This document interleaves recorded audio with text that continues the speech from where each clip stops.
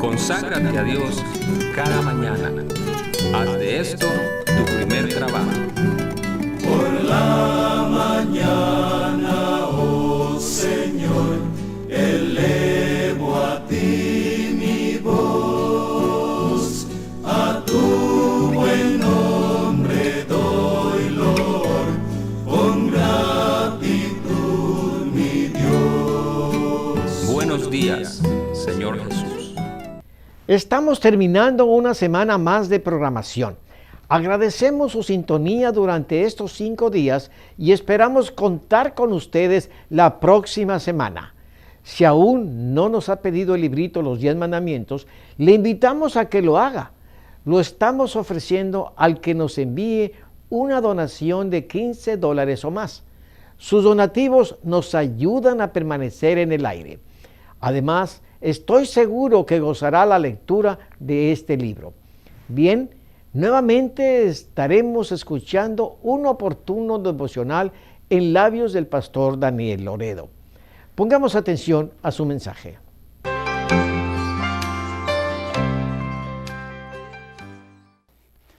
Hola mis hermanos y amigos, cómo me da gusto que estén con nosotros en otro amanecer para consagrarnos a Dios como la primera actividad del día. Y de esta forma, pase lo que pase, en manos de Dios estamos seguros. Elevemos nuestros pensamientos al Todopoderoso. Gracias te damos, Señor, porque otra vez vemos la luz de un nuevo día. Gracias te damos por tu constante bondad hacia nosotros. Ayúdanos, Señor, a andar en tus caminos. Fortalece nuestra voluntad para rechazar todo aquello que te ofende y que nos lastima. En el nombre de Cristo lo pedimos. Amén. Vamos a Gálatas 5:17. Porque el deseo de la carne es contra el espíritu, y el del espíritu es contra la carne. Y estos se oponen entre sí para que no hagáis lo que quisierais. Muchos creen que la vida cristiana es de paz y de gozo, pero es todo lo contrario. Pues al tomar conciencia de nuestra naturaleza pecaminosa, comienza una lucha interior entre los deseos de la carne, es decir, de nuestra naturaleza caída, contra las aspiraciones de Dios para sus hijos. Están más satisfechos con ellos mismos los que viven dándole gusto a sus pasiones carnales y quienes creen que son buenos por las buenas obras o la buena conducta que llevan. El ejemplo es Saulo de Tarso. Como buen fariseo, creía en la superioridad judía sobre todas las razas, como observador de las leyes y tradiciones de su pueblo. Creía que estaba bien con Dios y como soldado de Dios estaba dispuesto a defender su religión, persiguiendo a los cristianos a quienes consideraba una amenaza para la pureza de la fe y la unidad de su nación. Un día que una multitud furiosa rodeaban a Esteban, quien les hablaba de Jesús en el contexto profético, tratando de convencerlos de que Jesús era el cumplimiento de las profecías del Antiguo Testamento respecto al Mesías. Al ver que sus argumentos eran sólidos y basados en sus propios escritos sagrados, dice Hechos 7, 57 y 58. Entonces ellos, dando grandes voces, se taparon los oídos y arremetieron contra él, y echándole fuera de la ciudad, le apedrearon, y los testigos pusieron sus ropas a los pies de un joven que se llamaba Saulo. Saulo quedó impresionado por la serenidad y el valor con que el mártir afrontó la muerte, pero estaba dominado por un fanatismo ciego e irracional que le impedía ver la verdad expresada en los escritos sagrados de su mismo pueblo. Y después de aquel incidente, reanudó su lucha contra los cristianos. Dice Hechos 9:1, y Saulo, respirando aún amenazas y muerte contra los discípulos del Señor, vino a los sacerdotes y les pidió cartas para las sinagogas de Damasco, a fin de que si hallase algunos hombres y mujeres de este camino, los trajese presos a Jerusalén. No tenía problemas de conciencia. Creía que estaba ayudando a Dios para limpiar de herejes su religión. Es más, estaba orgulloso de ser como era. Filipenses 3, del 4 al 6, dice: si alguno piensa confiar en la carne, yo más, circuncidado al 8º día, del linaje de Israel, de la tribu de Benjamín, hebreo de hebreos, en cuanto a la ley, fariseo, en cuanto a celo, perseguidor de la iglesia, en cuanto a la justicia que es por la fe, irreprensible. Es casi imposible convencer que está mal a un religioso fanatizado como Saulo de Tarso. Pero Dios, en su gran amor, usó un método duro para hacerlo reaccionar. Un día que iba camino a Damasco, con el propósito de tomar prisioneros a los cristianos de aquella ciudad y traerlos a Jerusalén para juzgarlos y castigarlos por sus herejías, esa actitud intolerante no solo se dio entre los judíos. Muchos cristianos de la religión popular se enorgullecen de que su iglesia por siglos fue la única, pero ignoran que cuando tenían los reyes y poderosos de su parte, no admitían oposición. Y los herejes eran perseguidos, encarcelados, torturados y quemados vivos por una comisión de religiosos encargados de mantener la pureza de la fe. De este tipo de religiosos era Saulo, pero Dios tuvo compasión de él y le quitó la venda de los ojos. Un día que iba camino a Damasco en persecución de los cristianos, un rayo de luz lo cercó. El caballo se asustó y lo tiró al suelo. Quienes lo acompañaban quedaron paralizados de miedo, y cuando Saulo trataba de levantarse, oyó una voz del cielo que le decía en Hechos 9, 4 y 5, Saulo, Saulo, ¿por qué me persigues? Él le dijo, ¿quién eres, Señor? Y le dijo, yo soy Jesús, a quien tú persigues. Dura cosa te es dar coces contra el aguijón. Saulo se levantó ciego. Alguien lo guió de la mano y lo llevó a Damasco, en donde un cristiano llamado Ananías recibió la orden de Dios para que fuera a orar por él. Ananías lo hizo y Saulo recuperó la vista. Bernabé, un miembro de la iglesia de Jerusalén, lo presentó a los hermanos, quienes no querían recibirlo, pues creían que el celoso fariseo les estaba tendiendo una trampa para atraparlos a todos. Desde aquel día, Saulo se cambió el nombre por Pablo.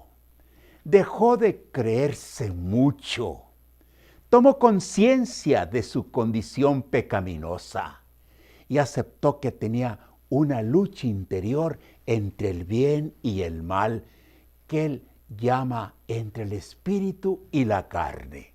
En Primera de Timoteo 1:15 escribió, palabra fiel y digna de ser recibida por todos, que Cristo Jesús vino al mundo para salvar a los pecadores, de los cuales yo soy el primero. Ya no era el orgulloso fariseo que se creía superior a todos. Ya no era un furioso perseguidor de los cristianos. Ya no se daba ínfulas de santidad y de pureza. Ahora se consideraba el peor de los pecadores. En Romanos 7, 18 al 24, describe la lucha interna entre la carne y el espíritu, entre Jesús y Satanás, por tomar el control de nuestras vidas. Los que están bajo el control total del diablo no tienen esa lucha, porque ya los tiene dominados. Y yo sé que en mí, esto es, en mi carne, no mora el bien, porque el querer el bien está en mí, pero no el hacerlo. Porque no hago el bien que quiero, sino el mal que no quiero, eso hago. Y si hago lo que no quiero, ya no lo hago yo, sino el pecado que mora en mí. Así que queriendo hacer este bien, hallo esta ley, que el mal está en mí. Porque según el hombre interior, me deleito en la ley de Dios, pero veo otra ley en mis miembros que se rebela contra la ley de mi mente y me lleva cautivo a la ley del pecado que está en mis miembros. Miserable de mí, ¿quién me librará de este cuerpo de muerte? Solo la presencia permanente de Cristo en el corazón del pecador puede librarlo de la esclavitud del pecado. Solo el poder del Espíritu Santo puede santificar y purificar las tendencias pecaminosas de la pervertida naturaleza humana. Por eso, mi amigo, mi hermana, si tienes remordimientos de conciencia y te avergüenza de lo que haces o dices, dale gracias a Dios, porque estás vivo espiritualmente. Y esa lucha interior es una evidencia. No te des por vencido o por vencida. Sigue adelante en esa lucha. Ve lo que dice Primera de Juan 1, 8 y 9. Si decimos que no tenemos pecado, nos engañamos a nosotros mismos y la verdad no está en nosotros. Si confesamos nuestros pecados, Él es fiel y justo para perdonar nuestros pecados y limpiarnos de toda maldad. Oremos.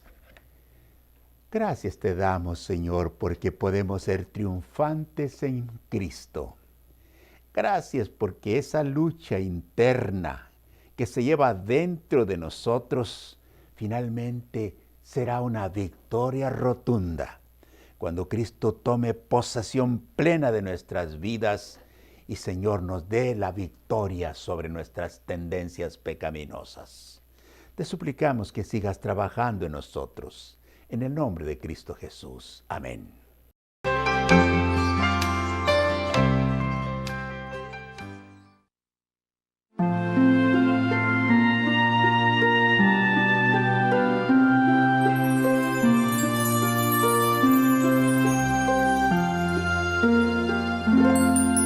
Amor, amor, amor, amor, es el Evangelio en una palabra. Ama a tu prójimo como a ti mismo. Dios es amor. Dios es amor.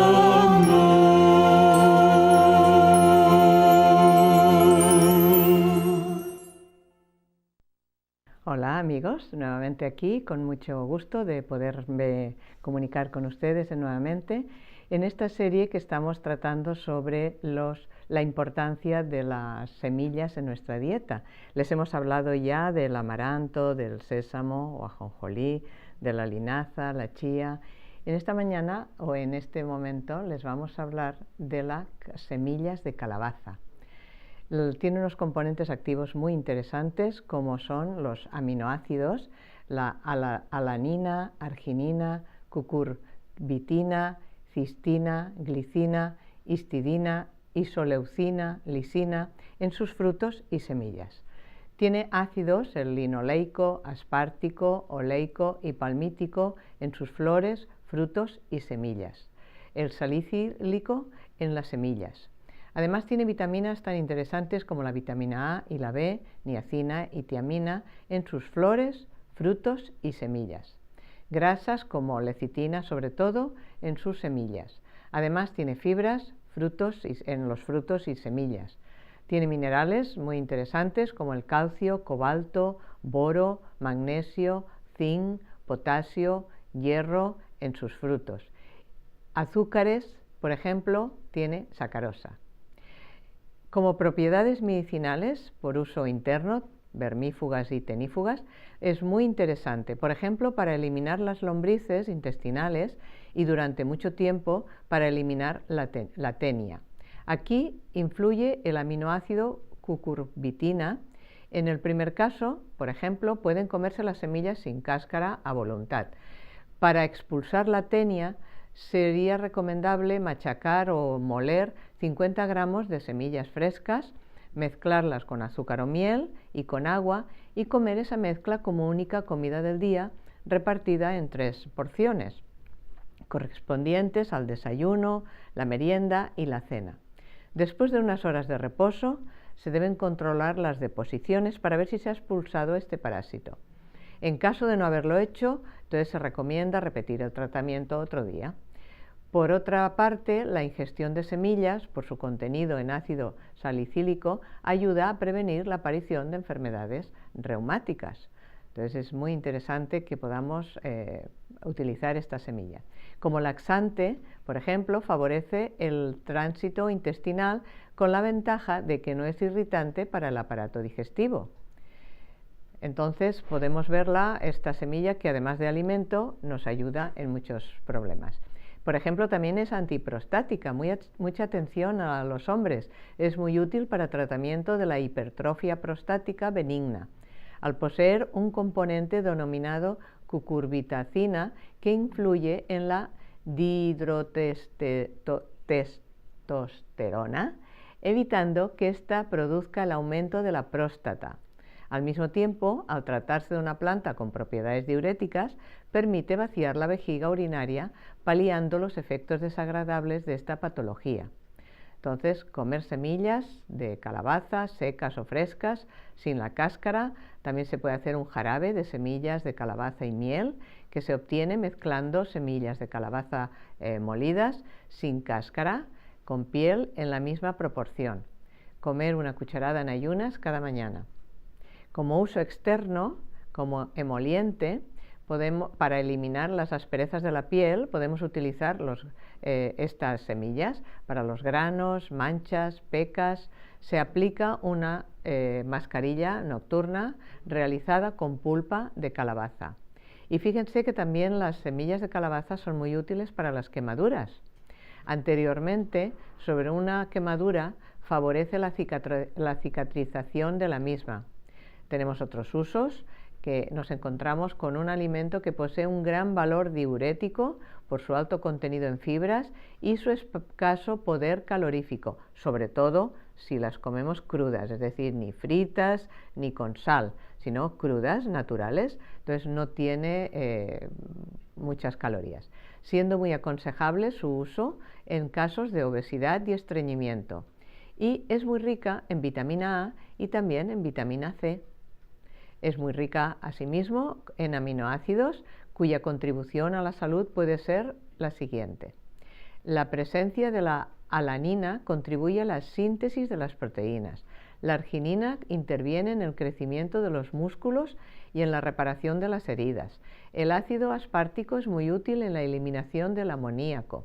La glicina favorece el sistema inmunitario. La histidina es un estimulante vasodilatador, por lo que es aconsejable comer esta planta en casos de presión arterial alta. La isoleucina es necesaria para alcanzar el crecimiento adecuado y la lisina interviene también en el crecimiento y en la formación de las hormonas y anticuerpos. Bueno, para que vayan pudiendo hacer algunas prácticas, les vamos a dar hoy una receta en la que intervienen dos de las semillas que hemos hablado. Es una crema de amaranto en la que interviene también la semilla de calabaza.